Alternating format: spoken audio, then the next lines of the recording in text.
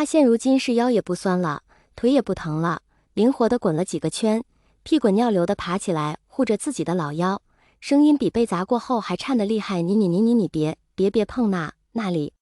蓝忘机也被他过猛的动作吓到。魏无羡知道蓝忘机是由于自己的腰2次被他砸伤，心中愧疚，才会想到亲自出手替他按达摩。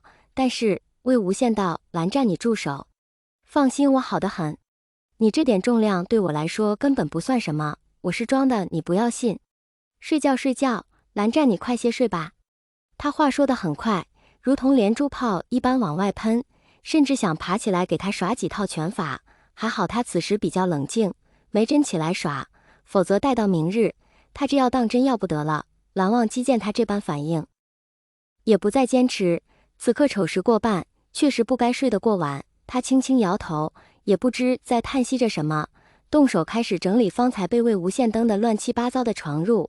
待他再次回头之际，这人早就不知在哪个瞬间便熟睡过去了。蓝忘机射日之争过去不久，各家元气大伤，正待休整，又临仙门势力重组，因此各家私下间交往频繁，尤其是金光瑶，家里待不惯，聂明觉过于凶猛暴躁，但他二哥蓝曦臣这里待着最舒坦，因此也常常跑来，以一事为借口避难。金光瑶与蓝曦臣论道许久，为表亲近，微笑问道：二哥，今日怎么不见忘机？往日来云深不知处，总是能见到那位年少有为的韩光君一面的，他们兄弟感情甚笃，来找蓝曦臣大多是能遇见蓝忘机的。蓝曦臣今日也未见蓝忘机，本以为他只是偶然出门夜猎，金光瑶这么一问，又想起昨日之事，预感不妙起来，连往日挂在脸上极为温和的表情也变得怪异起来。金光瑶最会看人脸色，见他这样，知此事有意，忙问道：二哥，忘机可是出事了，可需我帮忙？蓝曦臣有些头疼，若真是那样，蓝忘机此时应在莲花坞才对。他摇摇头，叫来一位门生，道：劳烦你寻一下二公子。金光瑶不明所以，等了许久，终于开口问道：为何要寻忘机？蓝曦臣也不知从何说起，道：此事说来话长。正在此时，那门生来报宗主，到处都找不见二公子。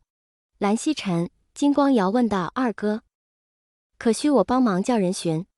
蓝曦臣道：忘机许是在莲花坞。金光瑶：莲花坞。蓝曦臣表情认真且严肃地点了点头。金光瑶莫名有种此事并不是很简单的感觉。果然，见到莲花坞的来信，金光瑶的微笑难得僵在了脸上，整个人显得有些发木。蓝氏双臂已经到了心灵感应的地步了吗？蓝曦臣接过传信，心道果然如此，带着不知是庆幸还是怎样的心理，打开信件，入目便是歪歪扭扭，随心所欲划拉出的几笔则无君救命5个大字。蓝曦臣、蓝曦臣同意后凑过来瞄了一眼的金光瑶。金光瑶道：魏公子，当初卧底于温家之时，由于魏无羡在战场上过于出彩，金光瑶也曾经调查过他，从身高体重、性格长相到习惯爱好都摸了个透，甚至连这人每天上吃了几斤饭，上过几次茅房都调查得清清楚楚，因此一眼便认出这字迹出自谁。随着则无君救命之后，便是整整2页纸的馊主意，再经3页论断，结合各种情况，魏无羡总结在既不伤到蓝湛，又能保证我的安全的情况下，魏某建议您晚间寻人看着韩光君为好，若有状况请及时把他按住。按住2字写得很大，又以朱红色的笔迹写就，可以见得此乃重点中的重点。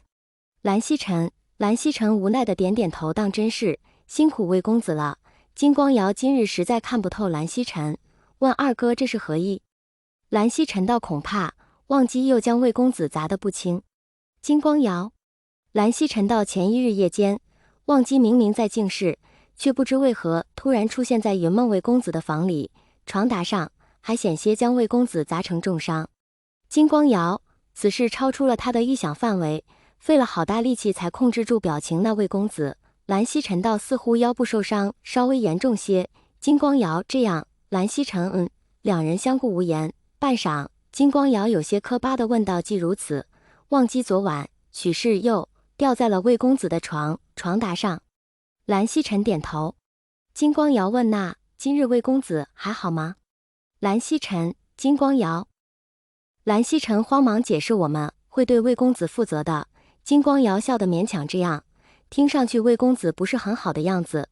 魏无羡今日难得起得早，许是经历过两杂，身子警惕了许多，恍惚间误入战时作息，睡眠浅，蓝忘激动了一下，他也跟着睁开了眼睛。魏无羡迷迷糊糊伸爪，咸猪手一把抓在那张清冷屹立的脸上，还留恋地在上面捏了两下。会从天而降的蓝湛，蓝忘机。魏无羡又拍拍他的脸，倒趁着现在做梦，我觉得有必要提醒你两句。蓝忘机